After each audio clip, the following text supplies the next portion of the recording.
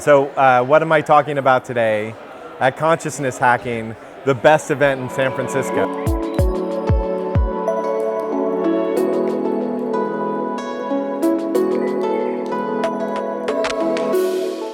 There's a story that I like to tell about Joe, which he probably remembers, as a way of giving a sense for what Joe is like.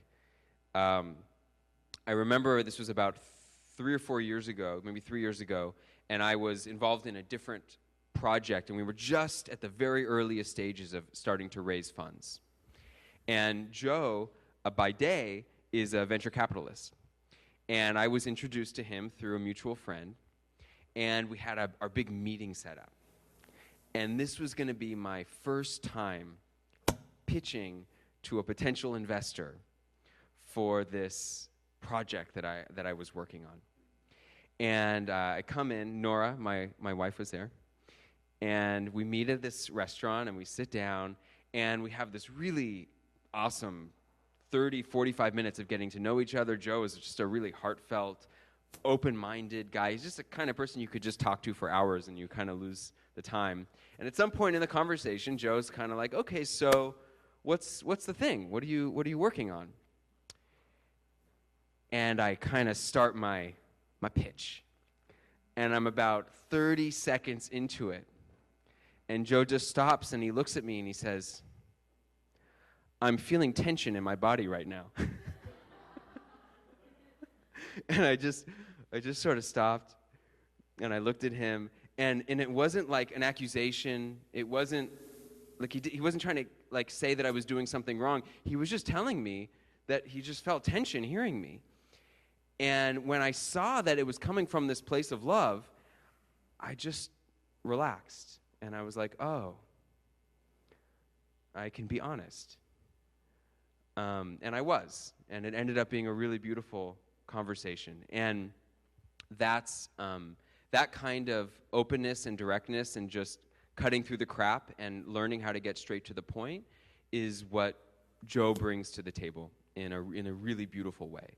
And no matter what he says, that's always what he's sharing, is really how to cut through the crap to get to love ourselves, to love each other, to be love and to be in love with life. And so, Joe, I love you. Come on up, you big teddy bear.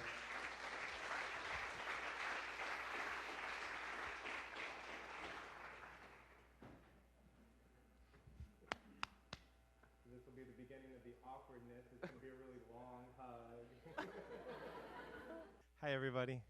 How's it going? Some familiar faces in the room. That's awesome.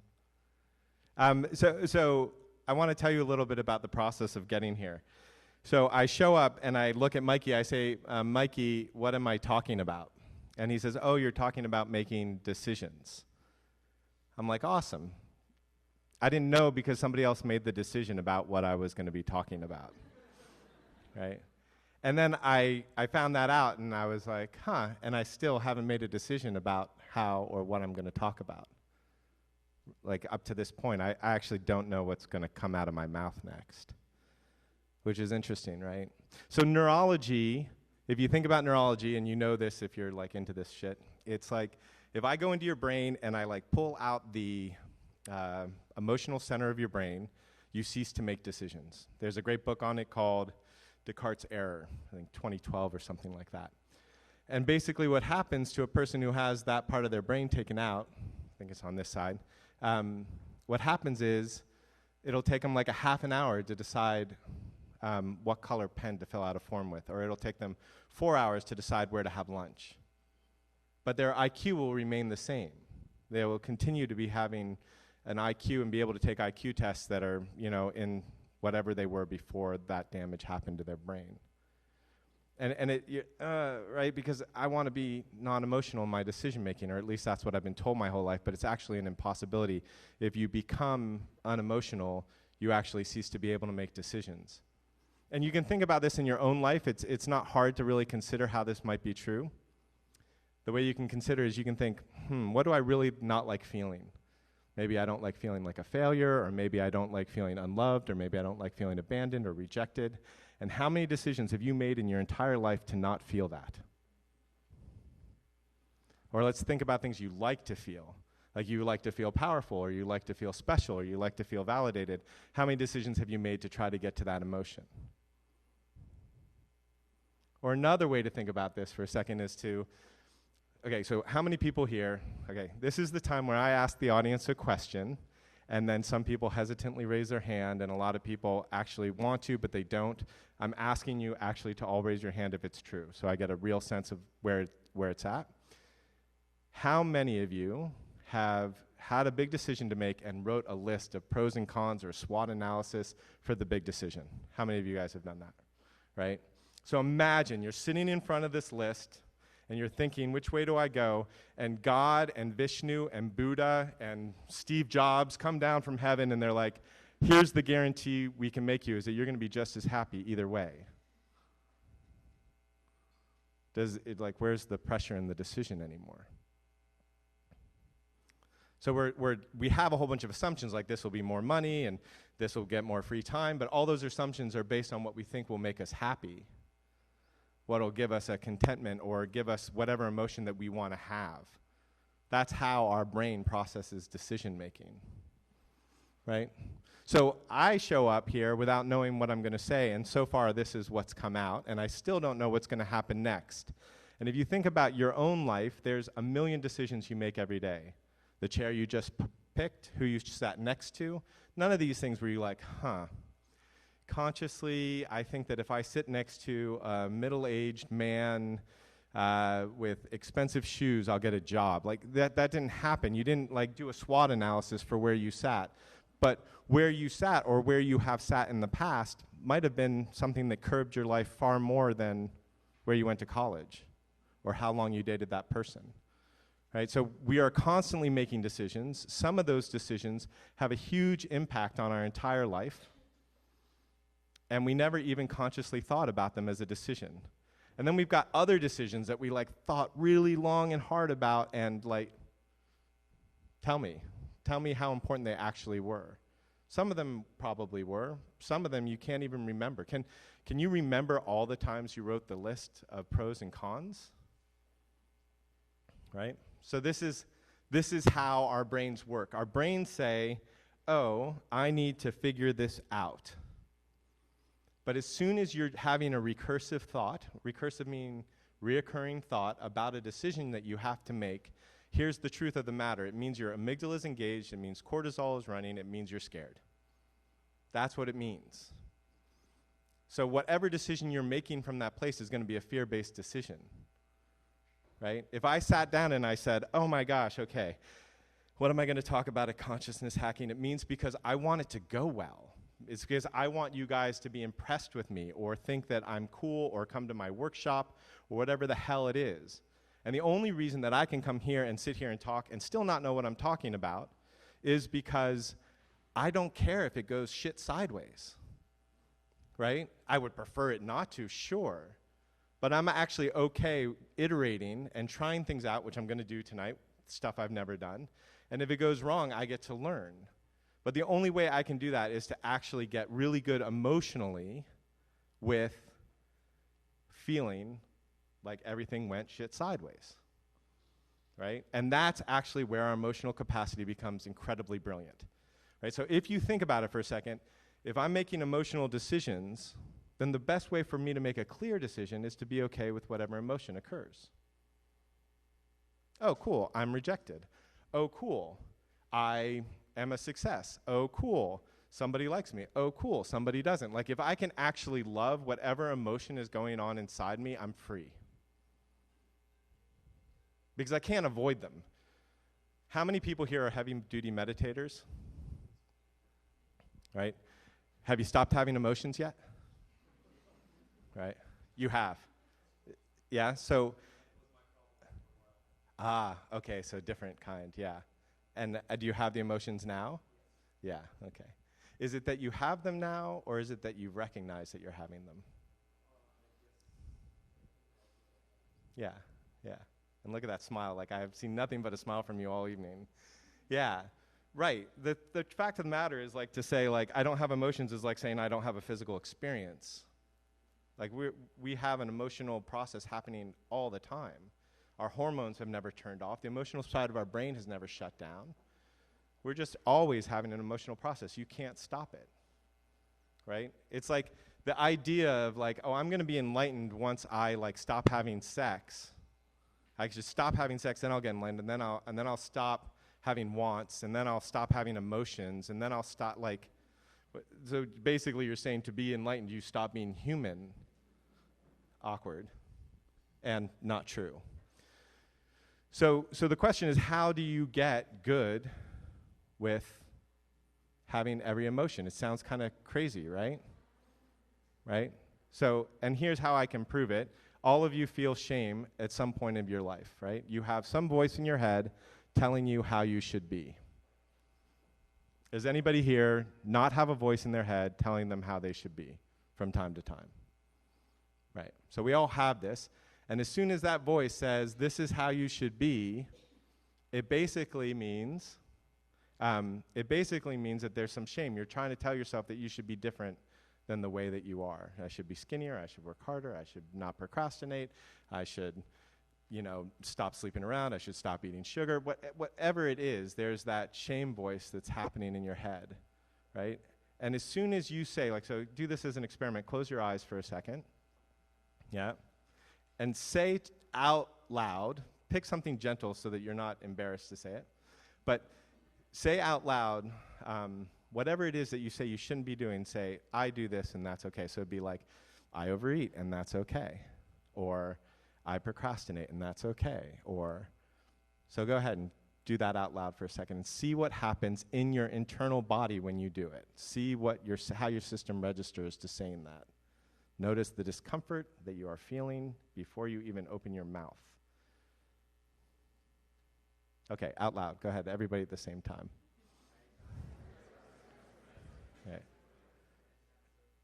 Right.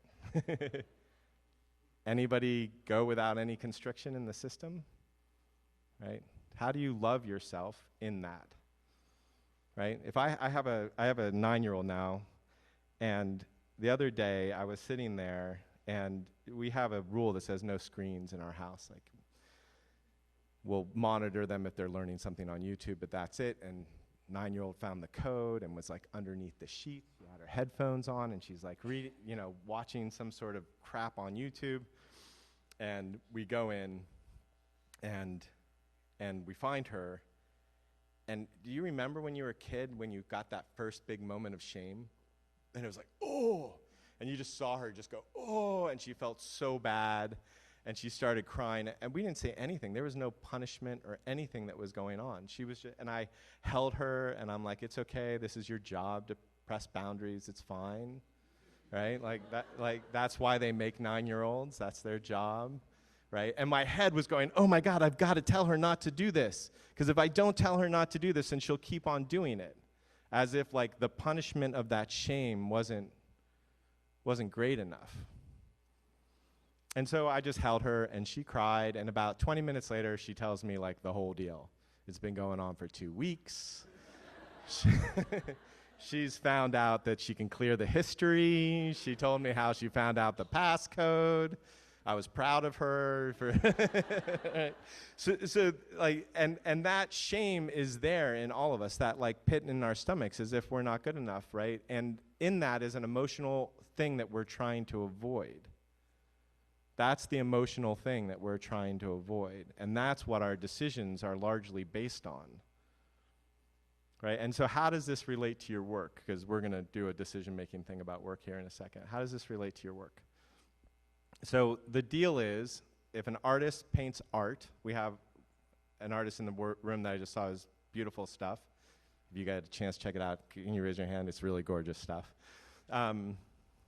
The consciousness of the artist is coming out through, at least the consciousness when they're painting is coming out through what they paint or what they draw or what they create. And it's the same thing in a company, right?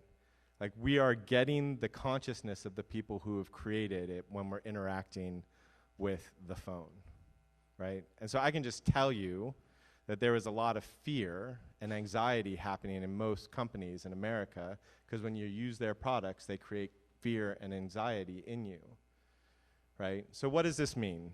How does your consciousness affect your business? And I'm just going to say for a second that your business is the way you make money. So you might be a CEO, or you might be an artist, or you might be a bureaucrat, but you are still in business and you still have a revenue stream, or you've chosen not to have a revenue stream.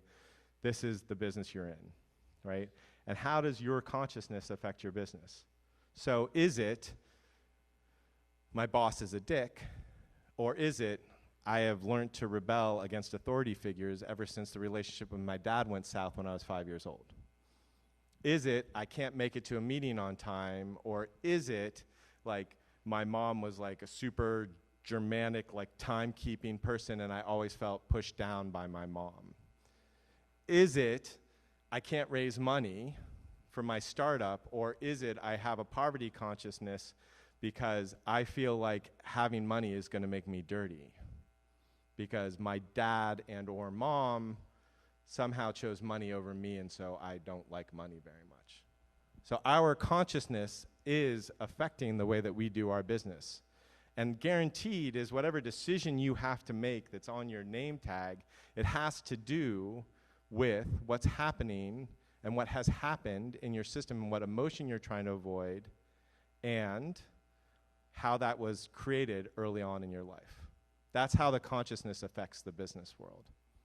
And I see it all the time. So part of my job is to invest in leaders. A thing that you might not know is that when venture capitalists were all surveyed, they said, how do you spend your time? Any guesses on how venture capitalists spend their time? There's one thing they do that they spend 60% of their time on. Guesses? Say it again? Conversation, what else?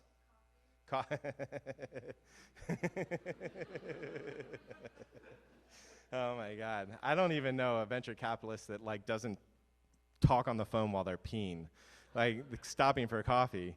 What else? Say it again? Reading. No, so what it is looking for talent. 60% of an average venture capitalist time is looking for leadership.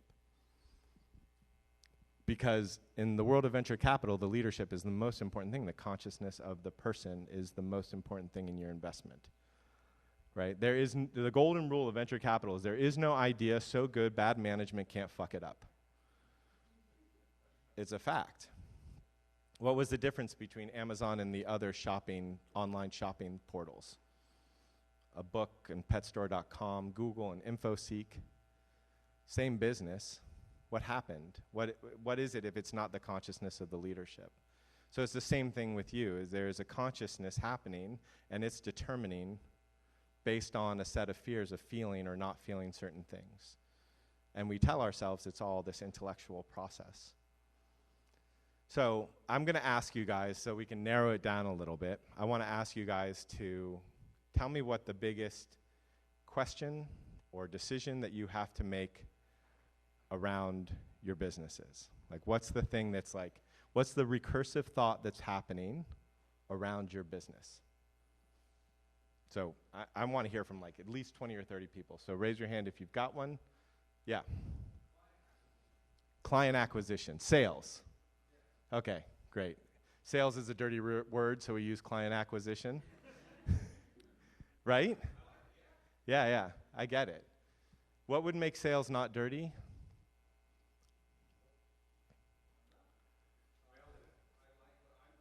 Yeah. Right.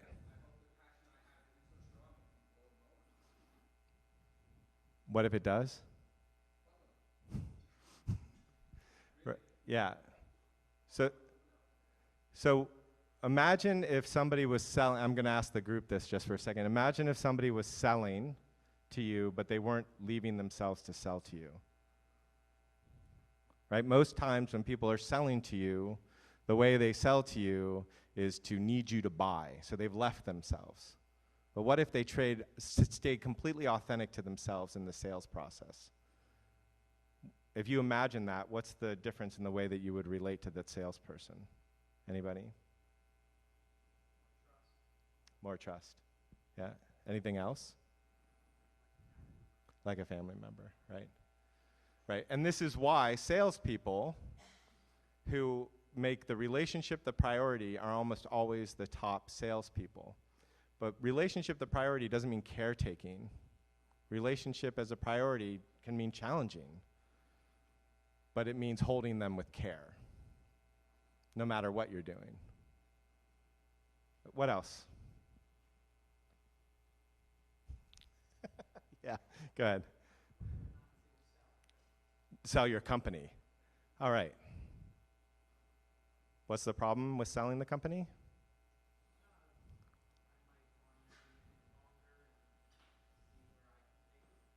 And what's wrong with keeping the company?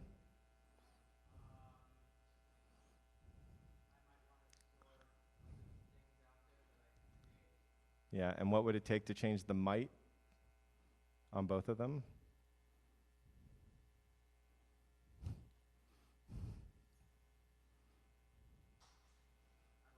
Okay, so let's do an experiment, everybody, right? So take the thing that you have in mind that you can't make a decision on, right? And I just want you to bring it into your mind for a second and think about it for a second.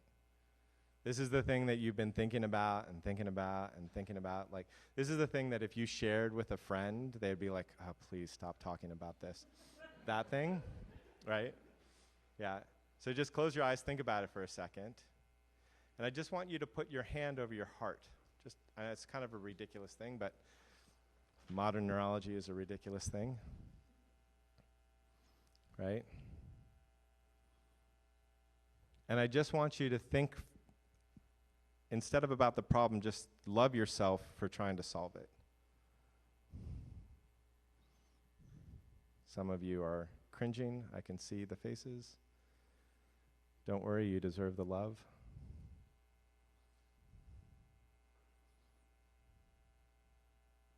And just keep on loving yourself like, you've been scared about this, and that's okay. Like the way you imagined me with my 9-year-old. This is your job to try to figure out life.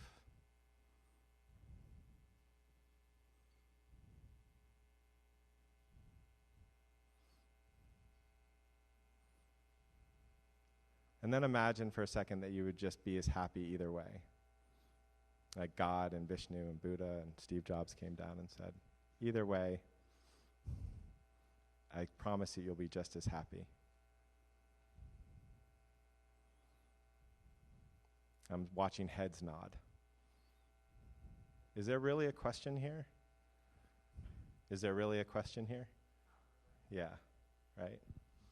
Right. So then what is it, to go one step further, what is it that makes you ask? What's the real thing if it's not the actual decision? Take a moment with that question. Yeah. Yeah. That's incredibly well observed. And that's actually what's behind a tremendous amount of our decision making is, am I good enough? Yeah. So here's the really weird thing. So Mikey is a part of the 18-month course, and he's next to a guy named Daniel who's got his hat on, who's also part of my 18-month course. And we go through this process of learning how to be good with the basic emotions, like how do you be good with fear? How do you be good with love? Fear, anger, sadness. These are the ones that people think they have a real problem with. But once those start getting cleared, and it's like, oh, I'm happy to be sad, I'm happy to be scared, I'm happy to be angry, and they get loved and accepted by the room, then they start figuring out, holy shit, the thing that's really hard to feel is joy. Right? And so I have a phrase that says, joy is the matriarch of a family of emotions, and she only comes into the house where her children are welcome. That deep joy only happens when everything else is welcome. But the thing that I don't say in that quote is it's scary. It's the same process. You'll see people when they get sad and they're like, so for me, this is my story. When I was about 9 years old and I cried, my parents would take pictures of me while they were throwing like a pity party. They'd all go, oh, poor Joe, and then they would take pictures of me to make fun of me. And one day when I was like 24 years old, I'm flipping through the family photo album and there's this picture of me crying. And I went, maybe that's why I haven't cried in 14 years. So I put the picture on the shelf because something in me told me that, humans cry, that's part of life. I put the picture on the shelf and on my desk, and I looked at it, and I'm a minimalist, so it was like computer and picture. And a year later, I was like, still haven't cried, right? And so every time I tried to cry, I had like my head just go fucking crazy. It was like, oh, that'll be weakness. Oh, your wife will leave you. Oh, you're not really sad. It's not really as bad as you think it is. There's no real reason. It's not going to get you anywhere. Like, my head just had all these reasons not to be sad. So unfortunately, I didn't have anybody to guide me through it. So what I did was, like, I'd go out into the woods, and I would go, like, I lived in LA at the time, and I would go, like, I would, like, go up into the Angeles National Forest and, like, walk off trail for like 2 miles so nobody could hear me get sad. Like, that's how much shame there was around my sadness. And I would do this, and I would like fake cry. I would like fake it, because I was just like, at some point it's going to be okay for me to actually do it, right? And so that was the best skill that I had on how to handle this. So I cried finally 6 months later of doing this like every week. I cried. And when it happened, it turned on, and there was like, I think it was like 4 days. I cried for 4 days straight. I had built so many tears up and had not felt something. And there was no reason, like, my brain wasn't going, oh, this is the best thing ever. I'm like, when will this stop? I'm like brushing my teeth, crying. Like, it was just this nonstop stream of tears that happened, and this like belly convulsion thing. And that's my story of how I learned how to cry. What I notice is when people start to actually get to joy, when they actually get to, oh, I do deserve it, when they actually get to that emotional state, it's just as hard. The brain says the same thing. Shouldn't really feel that happy. That doesn't really make sense. I mean, curb the excitement. And if you see the way that people are parented, it's the same thing. You see a kid really get excited, and the first thing is like, settle down. First thing that a kid gets told if they're really excited is settle down, right? No, they don't get told that if they're nice. Yes, Mom. But if they're like, oh my God, settle down, Johnny, I gotta focus here. Right? That's how it works. That's what most of us have been told. So the joy is just as difficult as anything else. Yeah. Thanks for being so vulnerable. I appreciate it. Yeah. Anybody else have a decision that they need to make? Yeah. I'm laughing at you, just by the way. So if you hear me laughing, I'm laughing because nobody's raising their hand. Okay, go ahead. Yeah.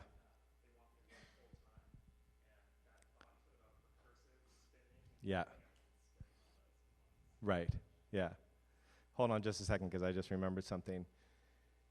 How would your business change if you actually thought you were worth it?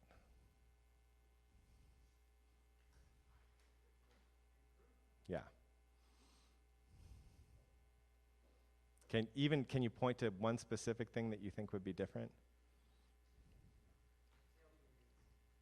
Yeah. Yeah. Right. Sorry. I was like, oh, I should tie that into the whole consciousness backstory. Okay, so same thing. And what happened when you checked in and gave yourself love and realized that there would be no difference in your happiness, or assumed that for a second? What happened to the decision? Awesome. Right, yeah. So I teach a 2-day course, and one of the things that I teach is vulnerability, and one of the things I teach is curiosity. Because that's how we know when the heart's coming online. When the heart comes online, we become really curious, we become very vulnerable, and I don't mean vulnerable like weak, I mean vulnerable like able to do the scary thing, which might be draw a boundary, which might be I'm not going to work here anymore, which might be don't treat me like that, but it also might be like, oh my God, I'm worth it. Like, so there's a lot of things in vulnerability, but sidestep. So you got more curious, and what was the first question that came to mind?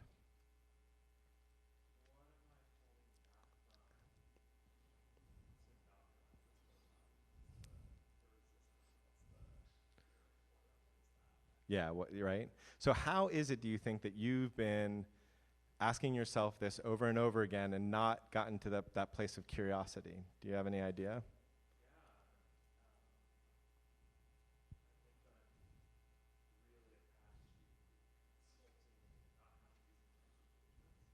Yeah.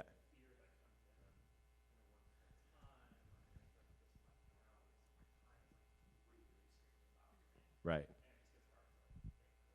Our process, right. So this is a neurological thing. It's really cool. Here's 2 examples of the neurological thing I'm talking about. Here's something that's never happened. I'm running. There's a lion chasing me. I'm like, I wonder how heavy that lion is. Right? It's never happened. Here's the other thing that you've never seen. One person going, "You son of a bitch, I swear to God, if you ever do that again." And then the other person going, "Oh, you know, you're right." It's because it's neurologically impossible. It's because when we are in fear, when our amygdala is engaged, we stop being curious. Right? And so this is the reason that the recursive thought doesn't help us make good decisions. Because we're in fear and we've lost our curiosity. So anything that we can do to walk ourselves down from that fear, I recommend loving fear. It works really well. But you can walk yourself down. So to be curious with you for a second, like, what's the real deal? What are you really trying to figure out about your choices?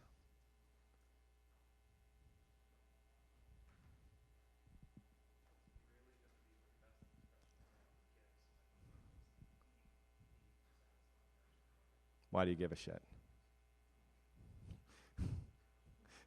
Look at that smile. You guys can't see it, but there's like total freedom in the smile right there. Right? So what I'm doing right now, I'm gonna talk about it and then we're gonna do it a little bit. So here's the thing about fear.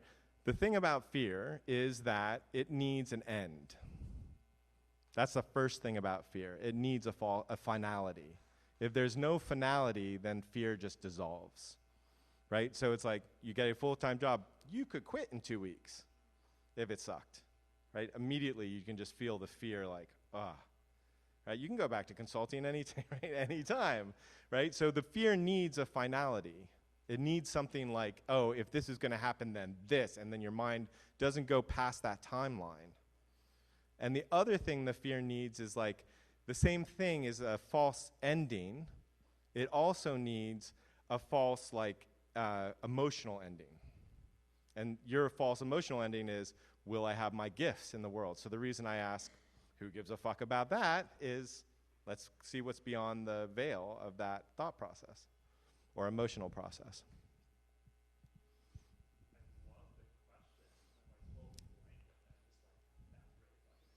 Okay, so don't do the interesting, but go to the blankness. And what's the answer to your question about consulting? Don't think. You're thinking. Stop thinking. The blankness. Let the blankness answer. Stop thinking. There we go. Right, because, cool, what happens if that happens? What happens if you stay put and you commit? Right. You'll stop growing. Yeah, and what's wrong with that? I've been to Washington, D.C. There is a shit ton of people not growing there.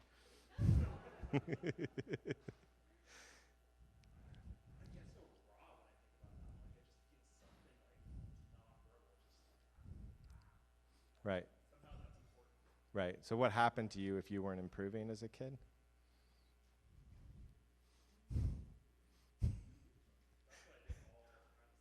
Right. Right. Right. Yeah. Great study about that.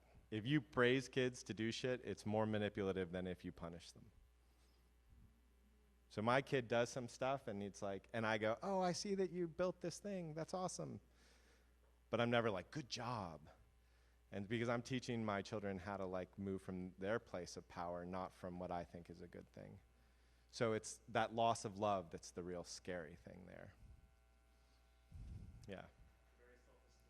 Yeah, exactly. which is really just another word for the same thing, right? It's like, do you deserve love if you're not improving? Yeah, right. Cool. Who else? Yes.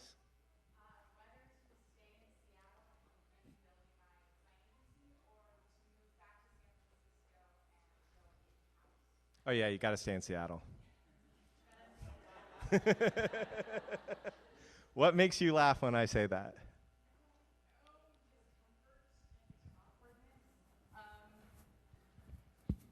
And like being like, awesome, someone made the decision for me. That means I don't have to. Right. Yeah. Thank you. So, but the laugh was the laugh was like, oh, good, I'm relieved of the decision. Yeah. Right. Yeah. How much of our decision-making recursive thought is just to be relieved of the decision? Like, if you notice in your own thought pattern, there's these big decisions that you have to make, and then you make them, it's final, and it's just like they've just lost in the abyss. It's just like, whew. Like, how much of us just doesn't want to sit with the tension? How much of our desire to make a decision is just to avoid the tension, the emotional tension of the moment?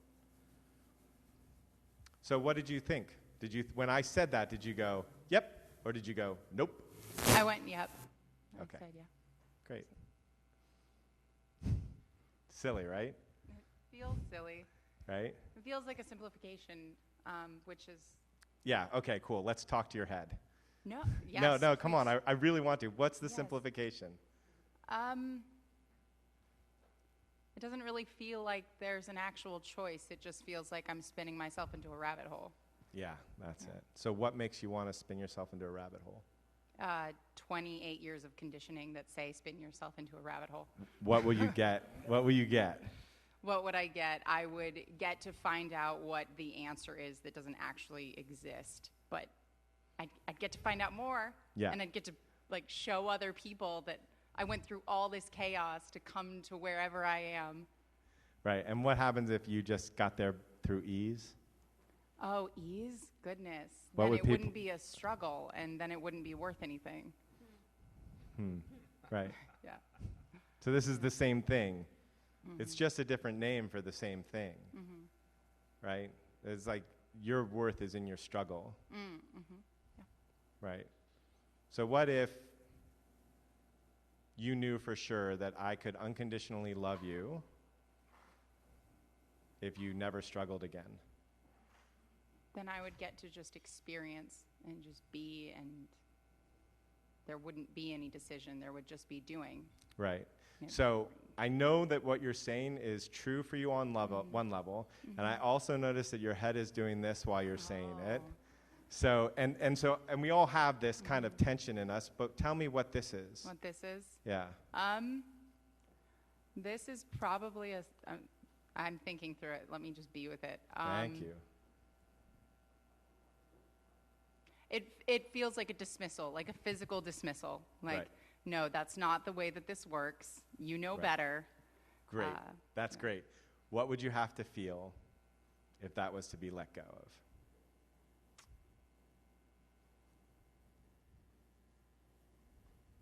If I just went to your brain and I took away that possibility that you thought, I just like took away the thought and you can never have it again, that life has to be a struggle, what would be left for you to feel?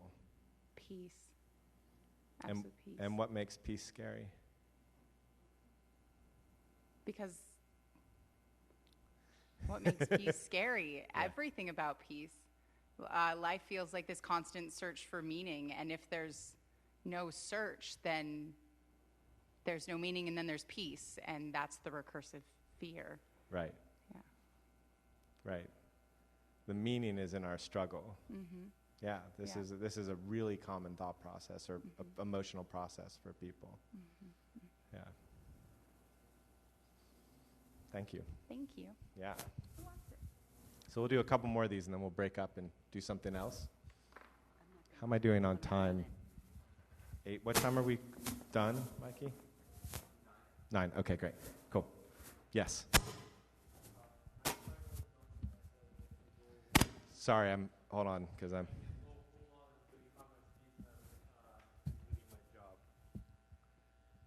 question is, can you become an entrepreneur? Yes. Okay. So what happened when you were in Insecurity like that.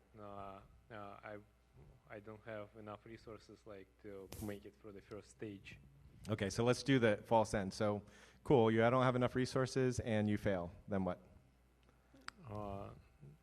Then I'm in that.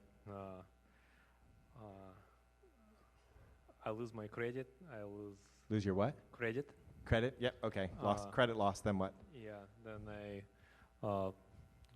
lose my house. Okay, lose your house. Then what? I will lose my wife. Wife? Yep, she's gone. I'm not with a poor guy. I'm fucking out of here. Then what? Then I will lose myself. How do you lose yourself? Isn't that why you're at consciousness hacking, to lose yourself? I think you mean it differently, or do you? By losing myself, I don't know. Like I kind of like set myself free. Set yourself free. Yeah. Yeah. And let's say that happens, you're free. Then what? I can restart, but to get to this point, like I already like have all these social structures upon me that are like, you gotta do this, like, so like you can. So my guess is that if all that happened, you would be doing exactly what you're doing right now, which is sitting. Yes. So the worst thing that can happen to you is this. Coming back to the seat. Coming back to the school. Yeah. And what's the chances of all that happening? Trying. Say again? Try it. I asked what are the chances, and your answer was try it, which I like the answer, but I don't understand it.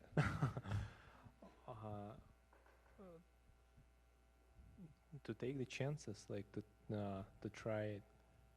Yeah, my question is, what percentage chance is it that you're going to lose your wife, your home, and your... It's 50-50, because like... 50-50. Yeah. Like it's, I have analytical mind, so I have a lot of inputs. Yeah. And I cannot calculate them all myself. Of course. Yeah.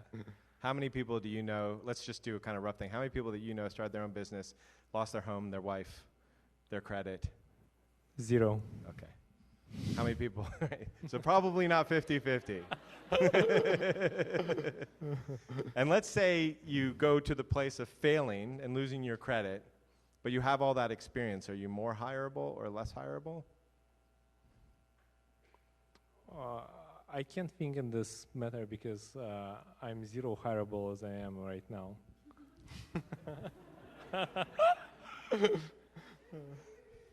I would love that explanation. How is it that you're 0 hireable? H-1 visa? No, I'm a citizen, but I don't have any documented experience. I have only faulty experience on my resume. But somebody's writing you a paycheck now, right? No, not really. Okay. So you have 0 experience. No, I have a lot of experience. Yeah. So that's absolutely fascinating to me. You have a lot of experience, but somehow the experience isn't what? Is it not? People don't see value in that experience. In the experience? Yes. People. Okay. Who would hire? HR department wouldn't. Let's figure this out. Hold on a second. How many people in this room hire? I got 1, 2, 3, 4, 5, 6, 7, 8, 9, 10, 11. Keep your hands up just for a second. Okay. Tell me the experience. In like 2 sentences, tell me the experience that you have that's not valuable to these people. And let's find out. Years of meditation and self-realization. Okay. Cool. So, how many people think that would be valuable, one valuable asset of hiring? I got 1, 2. Okay, so you're wrong. Maybe not all of them, but more than one of them.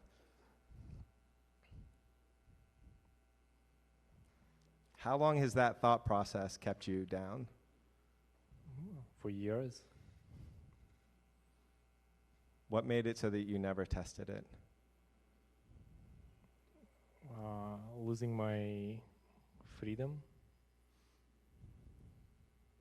And now it's coming down into your body. Is that what's happening? Back to my seat. Yeah. Yeah. How many thought structures do you think are in you? How many thought structures do you guys think are in you that were like that one? Some way that you told yourself you were not valuable, that may be completely fucking full of shit.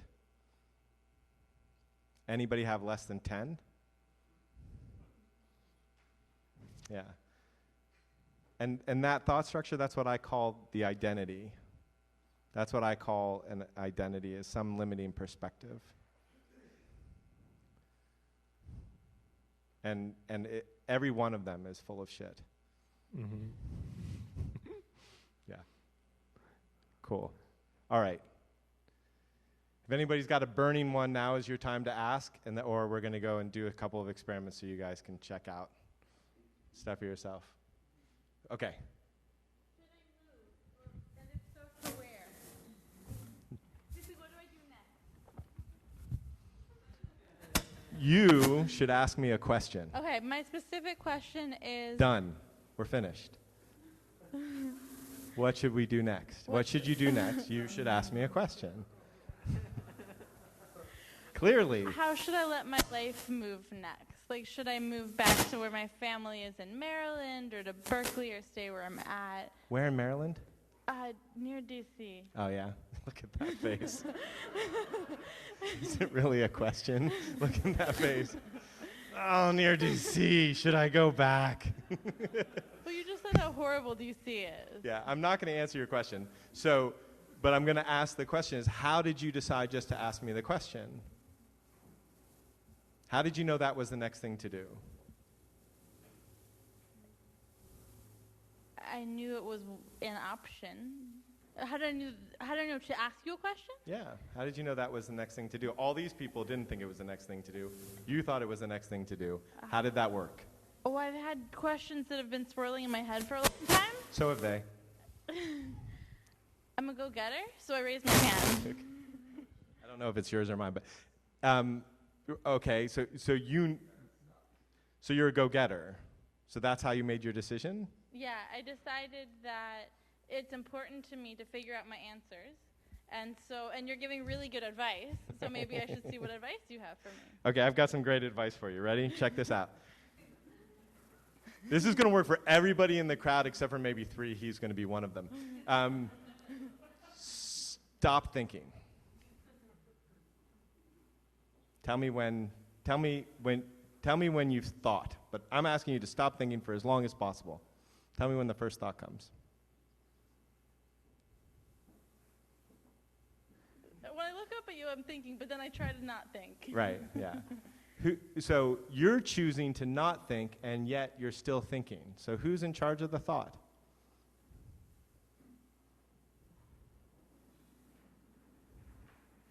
It's not you, clearly, because you were trying not to think.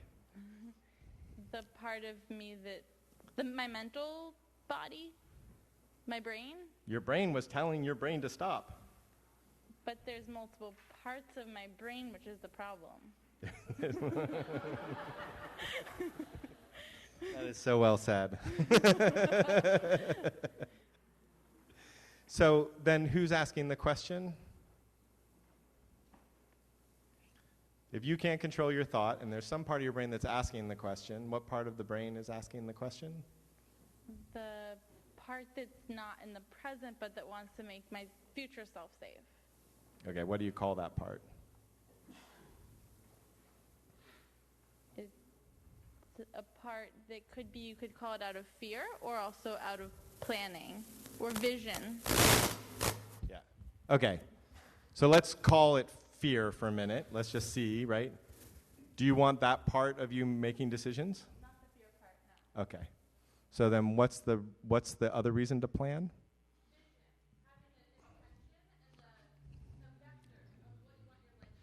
Okay, let's check. This is going to be really cool. How many people here at some point in their life have have tried to figure out what their purpose is? Tried to figure out what they're trying to do? Yeah. How did that work out? We have a couple thumbs up, yeah? And so I'm going to actually add, and we got another thumbs up back in the back. How did that work out for you, trying to figure out your vision? How did you do it?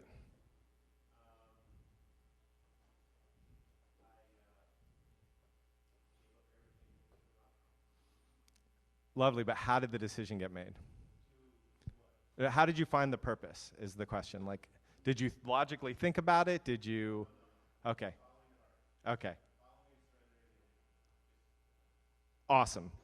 Okay, it worked out for you too. Okay, so how did that work? How did you find your purpose? Yeah.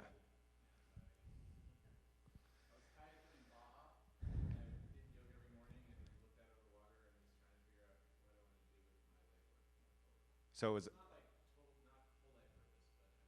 right, and it was a mental process? Cool. Mental and what? Surrender. Beautiful. How did it work for you?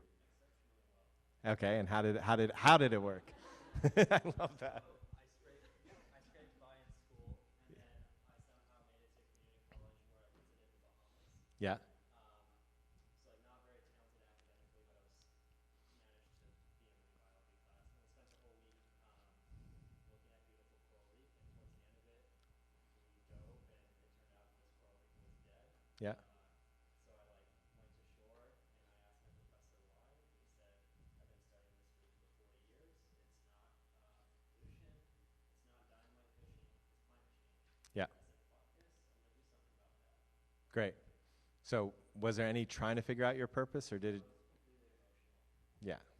So this is the thing of finding your purpose. It happens two ways. Into a surrender, typically, it happens well, because you've either surrendered, as we've heard about, or you go around like an idiot until all of a sudden, fuck, I have to do that.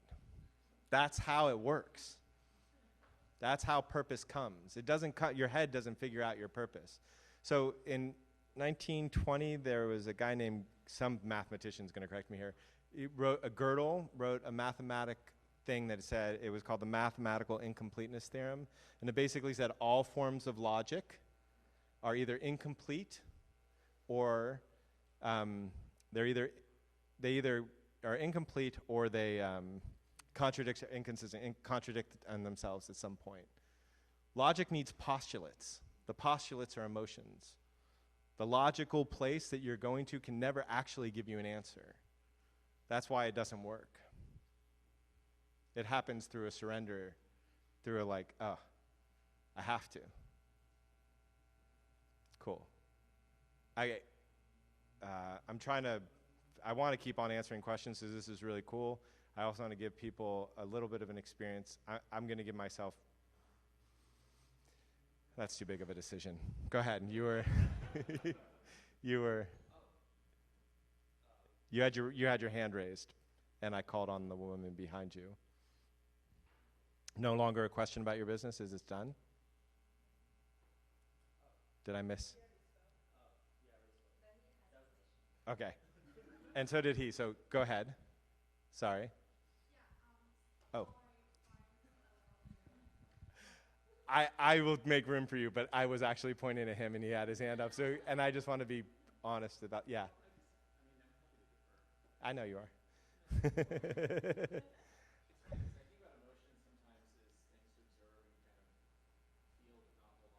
Yeah.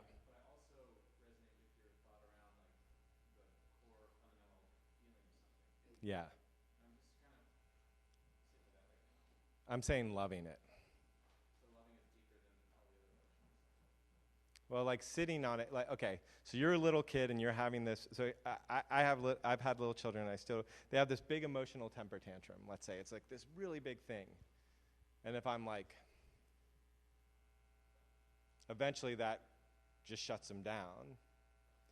If I'm like, don't do that, or I bribe them out of it, I snuggle them out of it, I shame them out of it, I beat them out of it, I don't do that. But if I did any of those things, then the emotion would be repressed. But if I just sit in loving attention, that emotion just moves right through, and all of a sudden they're the wonderful connected kid that they were before. And so if you think about it, you're feeling really sad one day, and you have a girlfriend. Let's say she's your girlfriend next to you here, or boyfriend. I don't know the preference anymore, but let's say the girlfriend. And what do you most deeply want in that sadness? And I'll give you a hint. This is what most people give you, and you don't want it. It'll be okay. That's what most people do. It's okay, don't be sad. But what do you really want in that moment from your girlfriend? Yeah. How about held? Yeah. How about loved? How about not made wrong? Yeah. So hopefully you have a lover who can do that, or a friend, but if you don't, you can have yourself. Yeah. Here's what you probably don't want is a friend going, I see you're sad. So we're going to do, because we have some time and there's some interaction, we're going to do a short experiment. Please pair up with one other person and sit in the following fashion here. Hold on, everybody can look. Yep. So the legs are down, nothing's crossed. You're sitting as close as you comfortably can. Sit to one another. That's the position. Please make room. You can spread out across the thing for a bit, and we're going to have a little conversation. Okay. Shh. Is there anybody who hasn't found somebody yet? Everybody's found somebody. Fantastic. Okay. All right. So first thing you're going to do is be quiet. It'll be fun for you. And I'm going to ask you to just maintain eye contact with the person in front of you. We're going to do it for a little while. You may feel uncomfortable, but the reason that this is happening is because this releases a neurochemical in your brain, a neurochemical in your brain called oxytocin, which is something that can relax you and allow our experience of love in a little bit more deeply.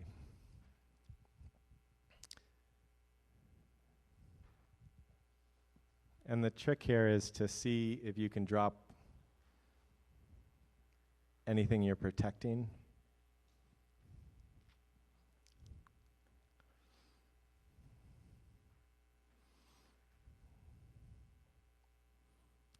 And to not try to present or prove anything to the person across from you.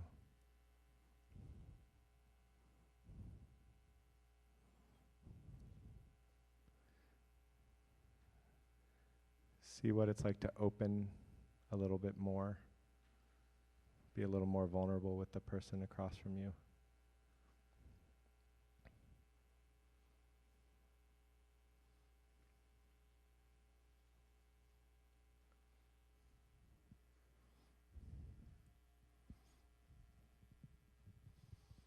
See if you don't have to zone out quite so much.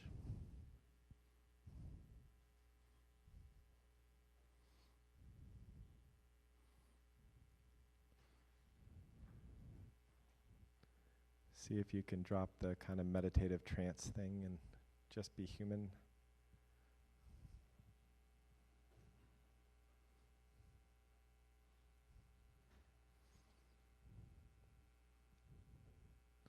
See if you don't need to be concerned what your face looks like.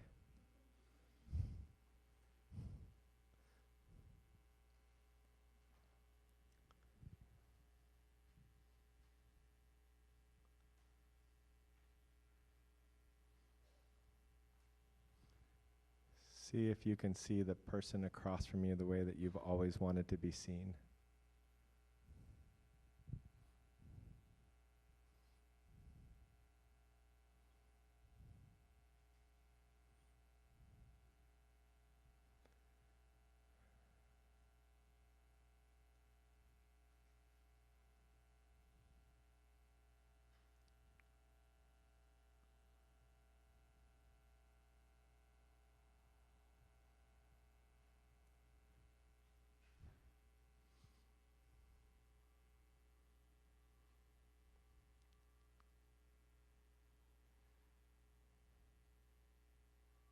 See if there's really anything you need to prove.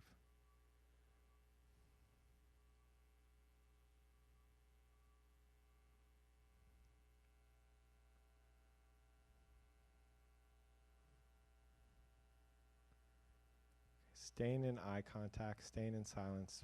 If one of you could raise your hand for me, of the partners, just have one of you raise your hand. Okay. You're going to be the questioner. And here's the deal.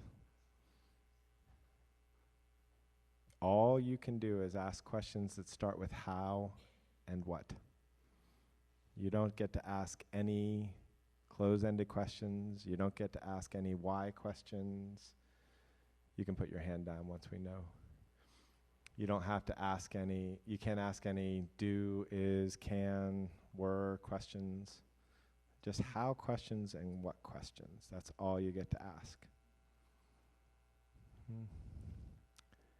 And the first question that you're going to ask your partner, stay in the eye contact. The first question that you're going to ask your partner is, what's the decision that you're having a hard time making?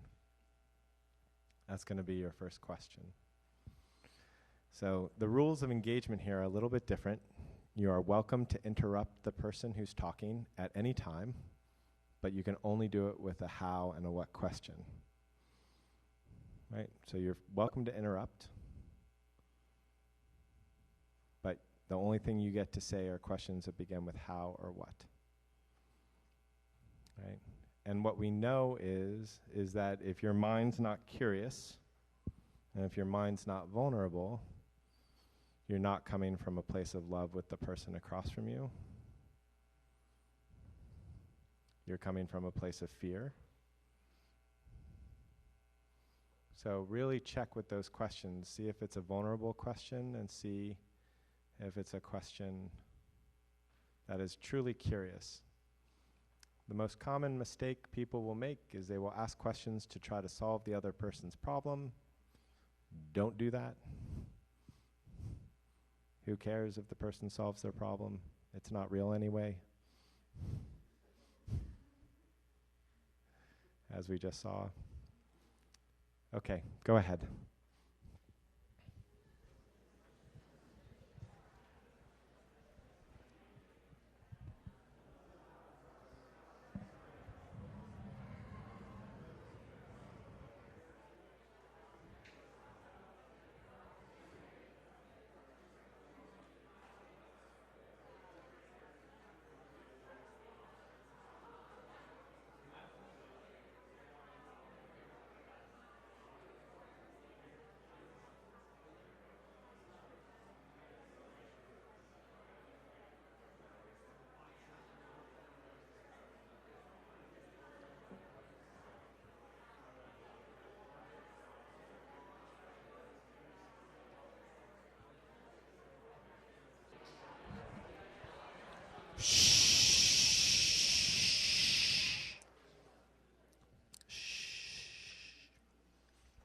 Awesome. Close your eyes for just a second. Take a moment to do that New Age meditation spiritual thing that we do.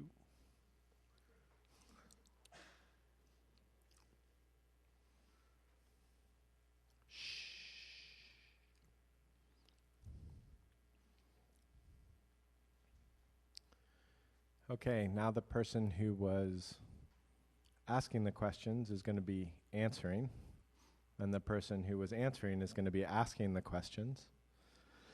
And again, only get to ask how, what questions. And the first question is, what's the decision you're having a hard time making? Okay, go ahead.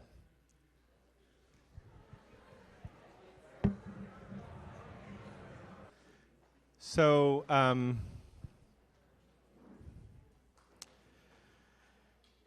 I want to tell you, to close off the story that I have. So, you know, I started this exploration because my marriage would fail if I didn't start the internal exploration. And my wife said that if you're going to marry me, you have to do a 10-day meditation retreat.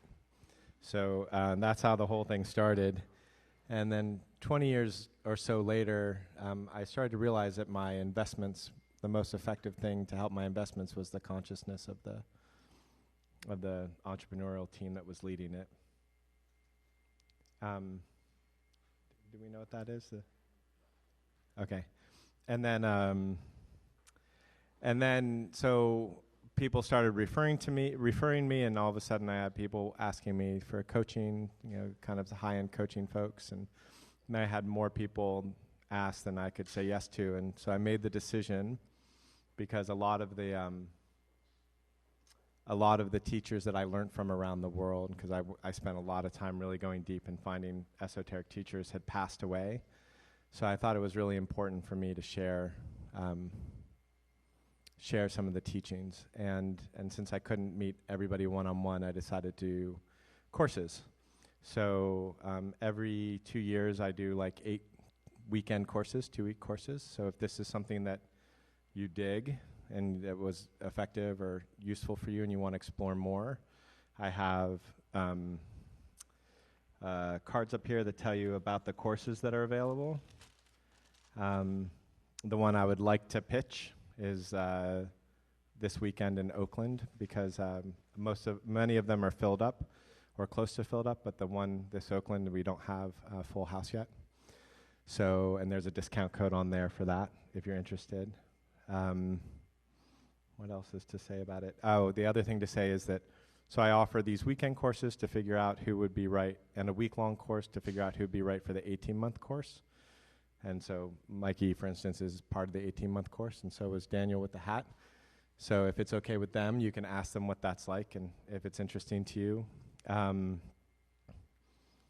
But I just want to say that this was like if we talk about intensity, let's say this is 1 and this is 10, we were kind of operating up here. The weekend workshop is like here. The week-long workshop is like here, and the 18-month course is like here. So just know what you're getting into. I think it's really important to know the kind of intensity level that's going to be occurring. The weekend workshop is a workshop on conflict, and it's about how to have difficult conversations, and the technique is a little bit about what you just experimented with, the how, what questions. So it's good for sales, it's good for personal issues, it's good for lots of different things. And I'm going to ask somebody to come up and talk about it really quickly. And then the week-long course is all about the voice in the head that's criticizing you all the time, and to have a different relationship with that. And the 18-month course is you have to apply and get accepted. We have more people that apply than we can accept. So that's what that is. And you want to do it? Yeah, okay. So this lovely woman was part of the weekend workshop that we did at Mikey's house a little while back, and I thought it would be a wonderful idea to have her tell you about her experience. So, hi, I'm Katie. I did not know that Joe was going to do this, so I, much like you, when you first started talking, don't know what I'm going to say next, standing in front of a room of people, which is so comfortable. Okay, so yeah, Joe did the weekend workshop at our house, and I signed up for it because I live in the house, and it was going to be happening in the house. So I went knowing nothing about it. I just went. But I did go in open and curious and willing to kind of go wherever we were going to go. And that was about a month ago. And in the month that's gone by since, my relationship with my boss has completely changed to where I'm nervous talking in front of a group like this. Like, just having a microphone in my hand makes me a little bit nervous. I was thinking of him as my boss, and we now look at each other much more like partners. And it also changed the way that I relate to the world. I was just telling Joe this before, which is probably why I'm up here now. I used to, before the workshop, I was very uncomfortable talking in groups. And if I really had something I had to say in a group, I would say it, and then I would just sit back down, and that was the end of it. And since the workshop, I've noticed much more comfort speaking in groups and being able to have a full conversation in front of a group. And that wasn't something we specifically worked on. It's just a result of working at the level you can work at during this thing. Like, we could get so deep, so efficiently, that I've noticed effects of it now trickling out into my life in ways that I'm still noticing, and there are things that we did that weekend that I'm still processing and still seeing the fruits of. And I'm happy to talk more about it if anyone wants to, but I'm gonna get off this stage now. Oh, I'm not. She was scared to talk in groups, and she just did that. Is that awesome? Thanks for doing that. I appreciate it. Yeah. Okay, so that's it. I'll be around for a bit if you have any questions. Thank you. So thank you again to Joe. That was, a couple people have come up to me already and said this is one of the best evenings we had in a long time. So thank you, Joe. Yeah. So as a little bit of a closing that we like to do from time to time, can everyone make sure that they have physical contact with at least one person? So a hand on a shoulder, a hand on an arm, and let's try to make a continuous net of physical contact. So there's no subgraphs here. This is a continual. If we were to run electricity through here, everyone would go down. That's the. All right, turn it on. I'm just kidding. Oh, me too. Okay. So let's just take a few breaths together. And don't breathe yet, I'll tell you. I'll give you the signal. Maybe these can be breaths of gratitude for whatever you want to be grateful for, but let's just be in gratitude together. So letting the air out of your lungs. Now breathing in and letting that out.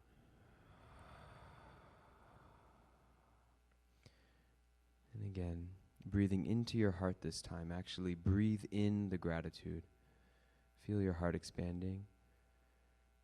And letting out with a little sigh. Final breath. In. Big breath, really deep. Sip it in. And then big sigh out.